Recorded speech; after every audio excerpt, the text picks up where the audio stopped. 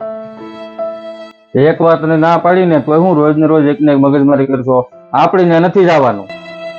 હા, તમારું મારવી તો મારો, મેં કીધું કે ખોટું નથી. આપણી ફરજ છે, આપણે જાવું પડે. ક્યાંય જવાનું થતું નથી. છેલ્લા 4 વર્ષમાં છે ને એને આપણને એક ફોન નથી કર્યો અને સંબંધ એને જ બગાડ્યો છે.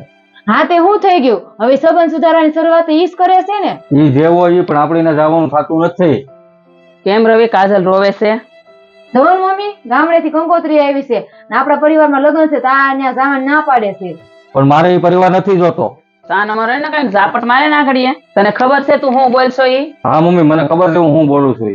તો બેટા, પરિવારમાં મન દુઃખ તો થતું હોય, પણ એનો મતલબ એવો નથી કે વેરઝેર રાખીને દુનિયાને રાજી કરી. પણ મમ્મી, ઈ મારે કાં સાંભળવું તારા મનમાંથી ઝેર કાઢી નાખ. અને તું વિચાર, ઈ તારો ભાઈ છે અને તારો એનો એક જ લોહી છે. બેટા તું વિચાર, ભાઈમાં વેર હોય ને તો દુનિયા ઝેર જ ભેળવે છે, પણ 100 વર્ષે ભાઈઓ તો ભેગા જ થવાના છે અને ભાઈઓ તો હારે જ હારા લાગે બેટા. હા મમ્મી, હું તમારી વાત સમજી ગયો. આપણે બધાય જાવું લગ્નમાં. પરિવાર વગર તો દુનિયા અધૂરી છે. કદાચ ભાઈઓમાં મન દુઃખ હોય ને તો કોઈ એકને આગળ આવી સંબંધ સુધારવો ખૂબ જ જરૂરી છે.